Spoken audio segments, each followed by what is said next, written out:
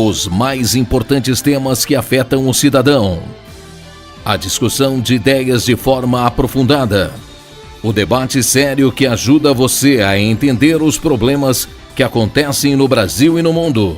Há mais de 10 anos no ar, levando a informação até você. Ideias em Debate. Meus amigos, minhas amigas, Ideias em Debate no ar. Hoje é um programa muito especial.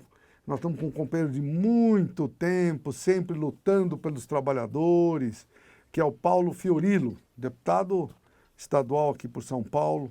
E é filósofo, olha, que bom, é filósofo, hein? Professor e também tem aí uma expertise importante, foi vereador.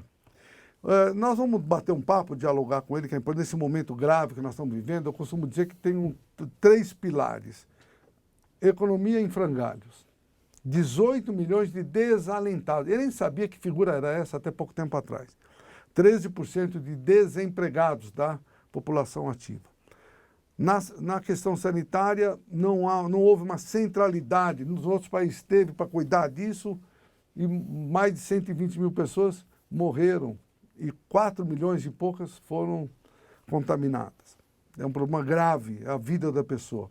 E o terceiro pilar do cenário que eu aponto é a questão da gravidade da própria democracia, que vários sinais são nos passados, ou do fascismo, ou de volta ao militarismo, que nos preocupa. Diante desse cenário, mas antes até é importante que todos possam conhecer o Fiorilo, porque teve a participação em tantas atividades na prefeitura, na Câmara, em vários locais, para o pessoal saber como é que apareceu esse filósofo na política e tem essa sensibilidade para com os trabalhadores. E depois vamos mostrar que na plateia está a Isabel.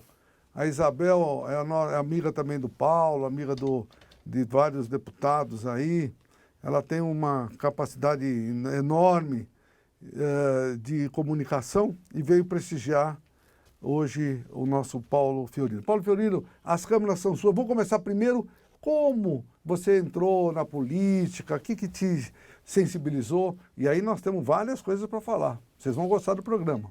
Bom, As câmeras são suas. Primeiro eu queria agradecer aqui o Patá, o sindicato, o GT, pela possibilidade dessa conversa. Eu não sou de São Paulo, eu sou de Araraquara, vim para São Paulo para ser padre. Olha, para ser padre. Tá vendo?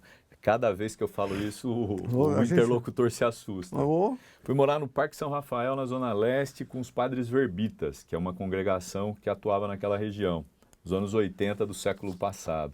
Eu pareço jovem, mas já tenho uma história, mais ou menos como a sua. E aí eu descobri que eu não tinha vocação para padre, comecei a fazer o meu curso de filosofia aqui, terminei. É difícil você ser filósofo, você é sempre um estudante de filosofia, né? Filósofo a gente tem como referência grandes nomes, pensadores, né? Os outros são estudantes, assim como eu.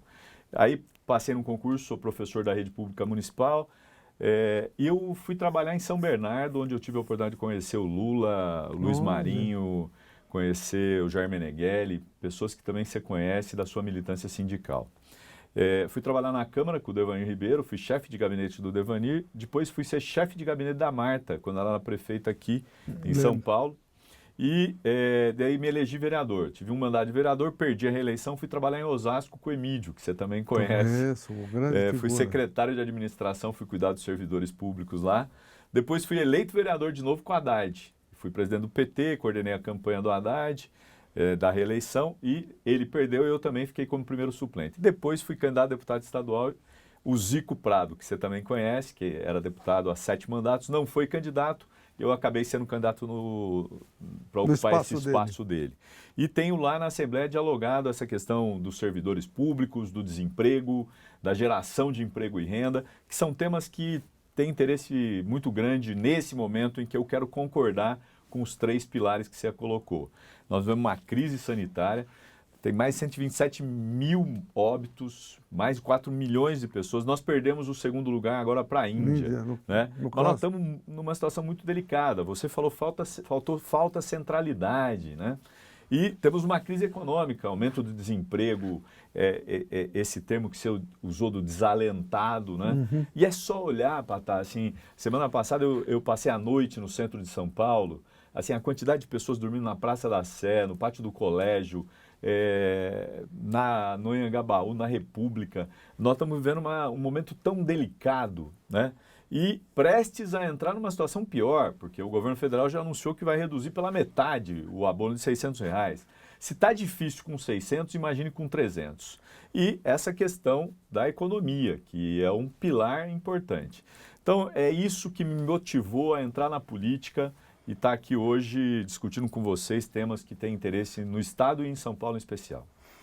Muito bem. Você, como deputado estadual, o maior estado do Brasil, como você percebe? Porque é uma questão nacional que nós estamos comentando. E tem as questões relativas ao Estado. O Estado, com relação a esses 3 temas, na região, como a Assembleia tem participado, tem discutido, debatido, o governo tem interlocução, independente de ser partido A ou partido B, como é que está a relação com esses 3 temas no estado de São Paulo?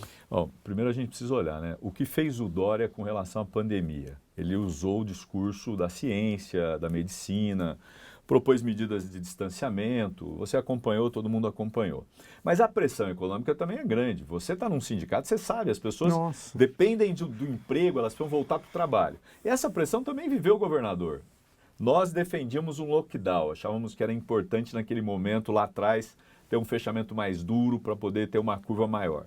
O governo não topou, recuou e foi fazendo essa abertura. Agora nós estamos quase que todo o estado no amarelo, tem 2 regiões que não estão no amarelo, a região de Franca, Ribeirão, que ainda continua no vermelho. Mas assim, a situação continua difícil. A verdade é que nós estamos vivendo agora uma fase de diminuição de óbitos e de casos.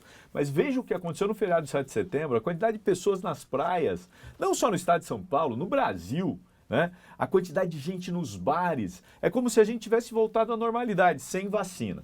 E aí a pressão fez com que o governador cedesse, e eu acho que isso pode custar caro.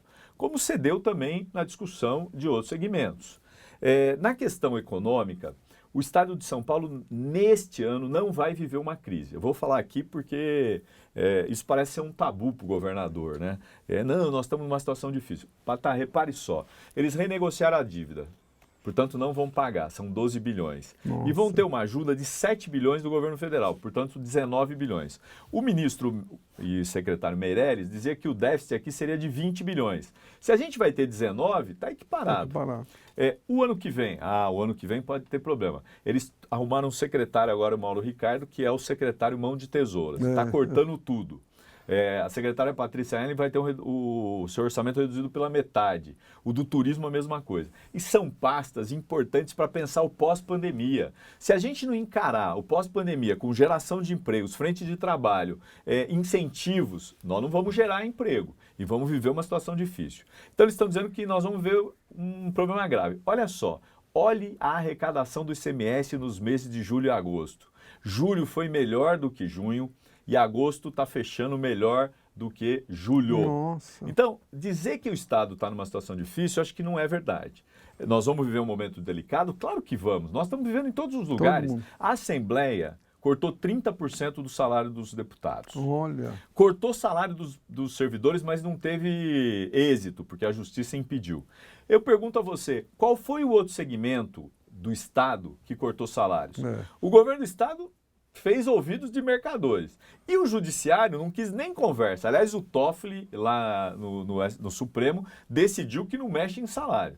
Então, assim, se todo mundo desse uma parcela de contribuição, talvez o Estado estivesse melhor. Então, e a questão do emprego? O governador fez um projeto tímido de frente de trabalho para as prefeituras. Tem prefeituras que gerou mais emprego do que a frente de trabalho do governador. Então, acho que o governo carece de ter uma visão estratégica de enfrentar o pós-pandemia com geração de empregos frente de trabalho, o que pode deixar a gente numa situação difícil. O grande problema, eu vou reafirmar aqui, é que o governador tem um objetivo: a eleição de 2022. É candidato a presidente da República e já colocou isso na pauta. Brigou com o Bolsonaro. Bom, quem não briga com o Bolsonaro, né? Até os caras que vão lá na porta do Palácio já brigaram. Mas ele tem um objetivo, é ser candidato a presidente da República. Espero que isso não atrapalhe o desenvolvimento do Estado, a geração de emprego e a retomada da economia. Nós estamos acabando o primeiro bloco e tem tantos temas. Vamos começar. Esse tema que você falou, eu acho muito importante, dessa contribuição, dessa solidariedade, porque, na realidade, foi atividade privada, não é? Principalmente aqui comércio, você conhece, mais de 100 mil trabalhadores perderam o emprego, todos com a redução do trabalho. E você deu uma informação que é importantíssima. Não sei se todos os estados, as assembleias, fizeram a mesma coisa que São Paulo. Nem todos. Aqui no estado, a Assembleia fez e a Câmara Municipal fez. Só os dois entes do Legislativo. Outras câmaras não fizeram, outros legislativos não fizeram. É verdade que eu não tenho o mapa do Brasil. Algumas assembleias fizeram, mas não foram todas. Então eu quero, no mínimo, parabenizar a Assembleia Legislativa de São Paulo e nós vamos, no segundo bloco, falar um pouco mais disso. Porque essa questão de Brasil de castas, Brasil de mais ricos, e a maior parte, nós temos que mudar isso. Então, quero já cumprimentar o deputado por participar de uma assembleia que deu a sua cota de contribuição. Nós vamos fazer um rápido intervalo e voltamos já já.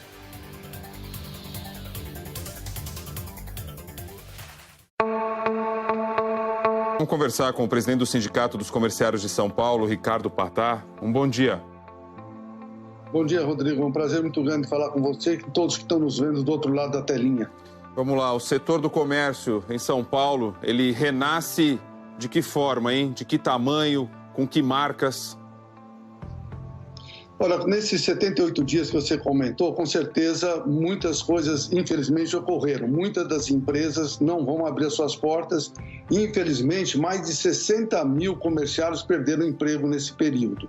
Então vai renascer de um formato bem diferente, com horários bastante limitados, mas com a possibilidade efetiva, se as regras forem obedecidas, de iniciar um processo de retomada da economia.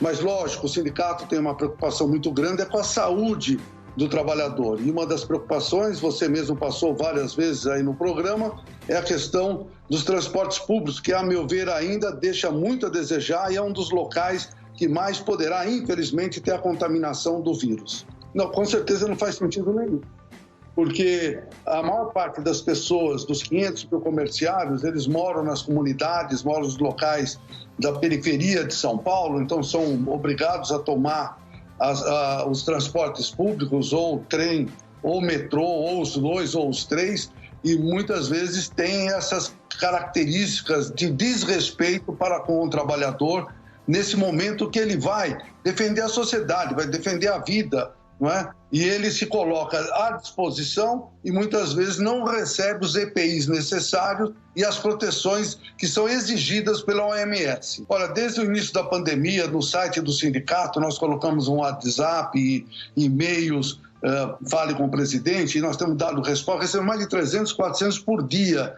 Muitas reclamações, como foi dita por uma pessoa que foi entrevistada agora, que não sabe o que fazer por conta da diminuição do salário, ou a suspensão do contrato, ou outras questões da própria saúde, ou muitas mães, porque no comércio 55% são mulheres jovens e são mães, e as creches estão fechadas, as escolas também. O que fazer? Deixar com os pais, que é mais perigoso, segundo algumas orientações da OMS. Então, é uma equação muito complexa. De qualquer forma, o sindicato vai estar à disposição no sentido de ajudar a que as regras sejam cumpridas, porque parte das regras o próprio sindicato achou que são importantes, como o distanciamento, o álcool gel, a máscara, a testagem, que infelizmente ainda não é obrigatória. A testagem, nós estamos tentando uma negociação coletiva para que todos os comerciários sejam obrigados a exigir o seu trabalho, que sejam testados, né?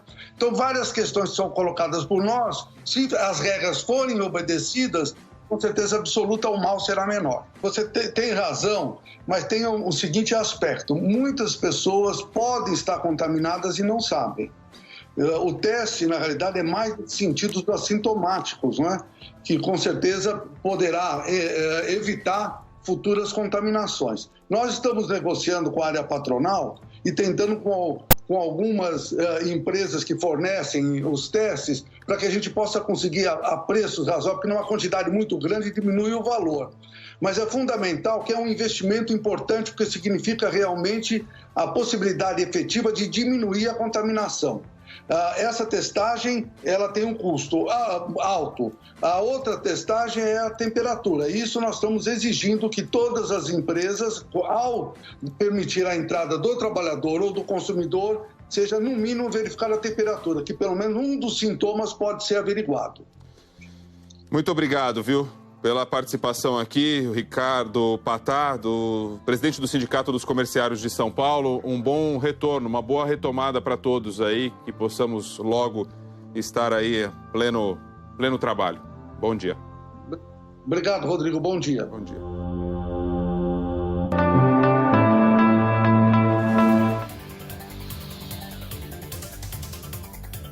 Meus amigos, minhas amigas, ideias em debate de volta.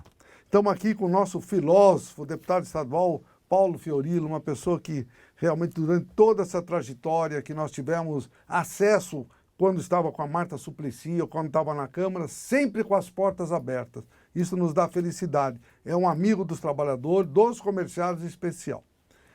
Paulo, nós estamos comentando de alguns temas e você até falou que no feriado, dia 7 de setembro, foi mais gente para a praia do que no carnaval.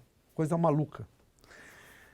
E, ao mesmo tempo, tem uma pressão muito grande, principalmente das mulheres comerciárias que moram na periferia e que não têm onde deixar as filhas ou na creche ou na escola e estão perdendo o emprego. Eu sei que é uma situação difícil, uma equação complexa, porque a vida acima de tudo. Agora, tem algumas incoerências. Porque para ir para a praia, com a família, com as crianças, todo mundo vai. Agora para a escola não pode. Eu não estou emitindo a minha opinião, porque é tão polêmico isso e complicado, que em certas situações dá até briga, né? Em defender isso ou defender aquilo. Mas vamos dialogar e compreender um pouco, principalmente no que pensa um deputado do maior estado do Brasil, no tema da educação na volta, né? Então, primeiro que eu sou professor da rede pública municipal. A decisão do prefeito aqui em São Paulo é não voltar agora. Mas o governador indicou o dia 8 de setembro como volta. 128 cidades das 645 decidiram pela volta, mas nem todas vão voltar. Eu vou dar um exemplo de Cotia, que eu acompanhei a discussão hoje. Cotia assumiu que voltaria, fez a consulta aos professores e recuou. Por quê? Porque é verdade isso que você falou, Patá. As mães que precisam trabalhar, elas precisam deixar suas crianças em algum lugar. Agora, a gente não pode deixar numa escola, porque a escola só vai receber 20%. E as outras 80%? Onde elas vão ficar? Então, assim, essa história de voltar desse jeito não resolve o problema da mãe. O que poderia resolver o problema da mãe era se o Brasil tivesse centralidade e se a gente tivesse um presidente capaz de entender a necessidade de ter uma ajuda para essa mãe, para ela não se preocupar nesse momento, para ela falar, não, eu vou ter uma ajuda de 600, 700 reais, eu posso ficar em casa, eu cuido das crianças, eu vou ficar mais próximo. Aliás, você sabe, Patá, que essa pandemia tem trazido algumas coisas interessantes, né? Muita gente aprendeu a cozinhar. Se você observar, aumentou o número de consumo de gás e de alimentos para ser produzidos in natura. E gente descobriu aí uma vocação que não tinha, que estava adormecida. Segundo, muita gente passou a conviver mais com seus filhos, a conhecer seus filhos. Porque, infelizmente, quem trabalha leva o filho para a escola e pega à tarde. Chega à tarde, vai para casa, tem que fazer comida, tem que limpar a casa e o filho fica na TV. Hoje, as pessoas começaram a conhecer seus filhos, isso é importante. E como é que resolve esse problema? Com uma rede de proteção. Falar, você não vai trabalhar, você vai ficar em casa. Porque se você for trabalhar e se você deixar seu filho na escola, você pode ter em casa um transmissor da doença. Porque nós não vencemos ainda a doença. A doença será vencida quando nós tivermos as vacinas. E as vacinas, estão dizendo que possivelmente a gente vai ter esse ano, mas não vai ter para todo mundo. Nós vamos ter ou para os idosos, se for a categoria mais frágil, ou para os profissionais da rede de saúde, ou para as crianças, ou para os adolescentes. Nós vamos ter etapas, é assim. E aqui são mais de 200 milhões de pessoas que precisam tomar vacina. Isso demora, não resolve assim. Então, nós vamos vencer etapas. E acho que é preciso ter bom senso para não voltar antes e a gente não fazer com que a curva volte a crescer e contamine os avós, as mães, os pais que precisam trabalhar e sobreviverem.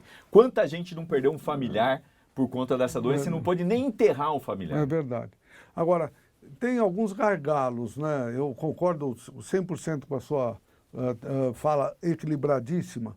O transporte público ainda continua sendo um foco de transmissão, porque não se consegue, não sei se é má vontade, mas não se tem o número de carros, de ônibus, para que as pessoas possam viajar sentada, que esse seria o ideal. Ainda se pode ver nos ônibus, em certos horários, tá como estava antes, no metrô do mesmo jeito.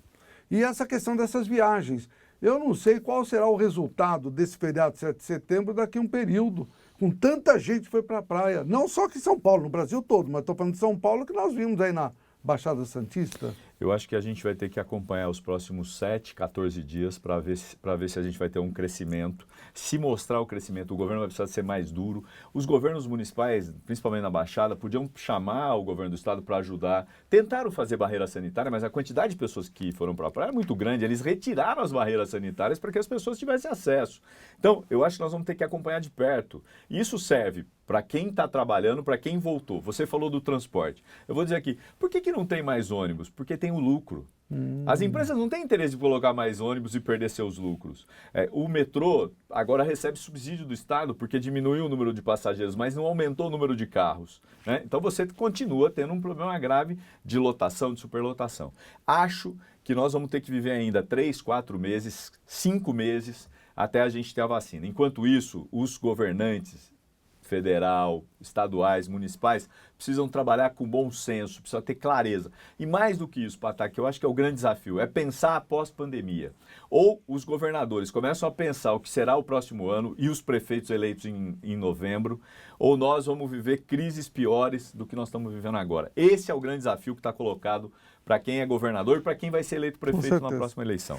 Não tenha dúvida. Eu recebi uma informação de um pessoal comerciário do Rio de Janeiro que lá naquele estado aprovaram uma lei obrigando a fazer testagem. Eu não sei se é verídico isso, porque eu vou ter uma preocupação que nós temos. Nós até fizemos testagem aqui e conseguimos fazer alguns acordos para algumas empresas do comércio. A testagem, enquanto não tem a vacina, a meu ver, é um dos métodos mais importantes da diminuição da contaminação, principalmente em atividades essenciais, que são, como o supermercado não parou em nenhum momento, padaria não parou em nenhum momento.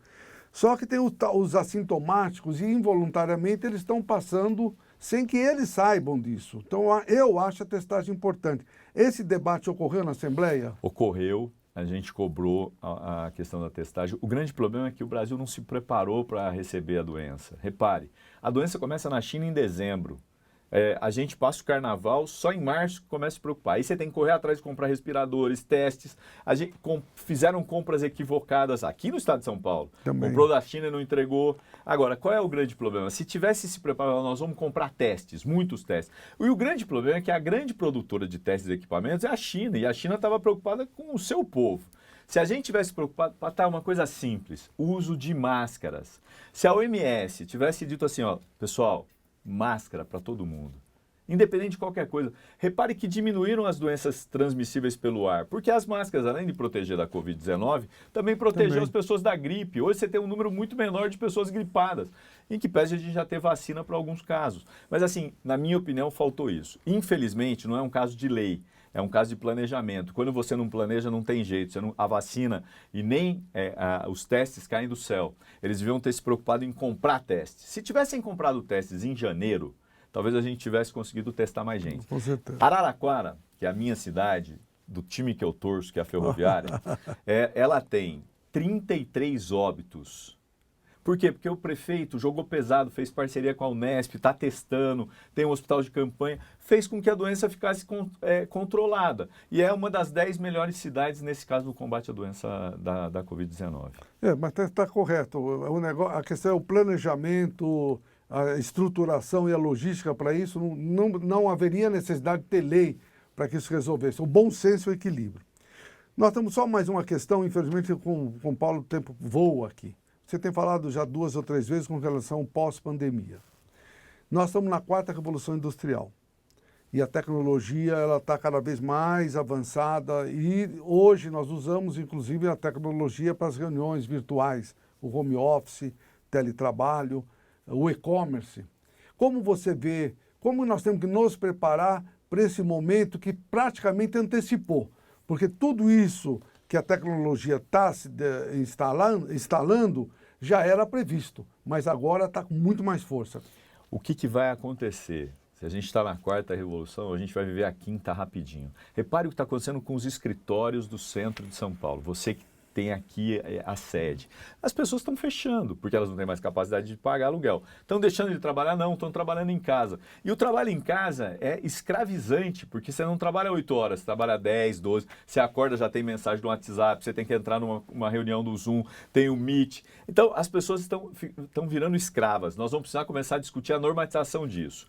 E eu queria colocar uma outra questão que eu acho fundamental, o pós-pandemia. Nós temos feito um debate na Assembleia, Pataí, eu quero um dia te convidar, que é para discutir com os cônsules.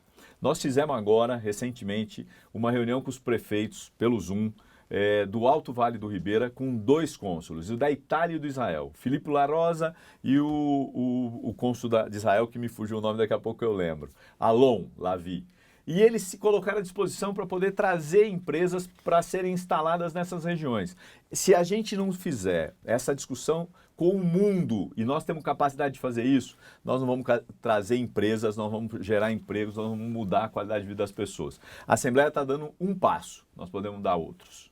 E você sabe que ele teve conosco, o cônsul de Israel. O Alon. Ele colocou essas ponderações e nós estamos para fazer até um trabalho conjunto com ele com algumas questões de tecnologia. Ele até nos falou que ele tem uma tecnologia em Israel que ele tira do ar a umidade, porque lá falta água. Ele tem um processo que tira do ar a água para poder fazer irrigação. Eles lá trabalham com a dessalinização. E eu tive o prazer de conhecer pessoalmente. Eu também fui lá. Eu fiquei na Estradute, fiquei 35 dias. Eu tive 15 dias em Israel, eu e alguns vereadores, e nós fomos conhecer o Mar Morto, onde eles têm um trabalho de dessalinização importantíssimo. Uma cidade, um país pequeno, mas com desenvolvimento tecnológico. Muito exemplo para a gente colocar em prática. Paulo, infelizmente o tempo acabou, é um prazer.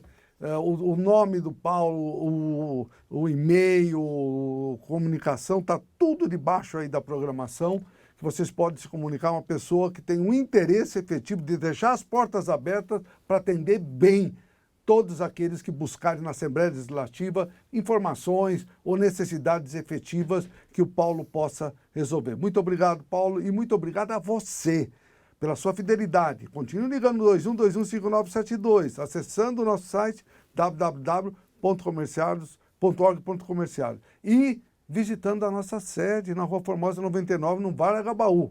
Estamos sempre à disposição de comerciários e trabalhadores e trabalhadoras, principalmente. Até o próximo programa.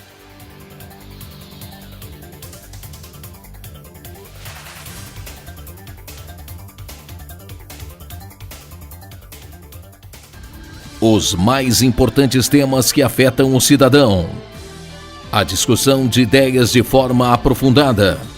O debate sério que ajuda você a entender os problemas que acontecem no Brasil e no mundo.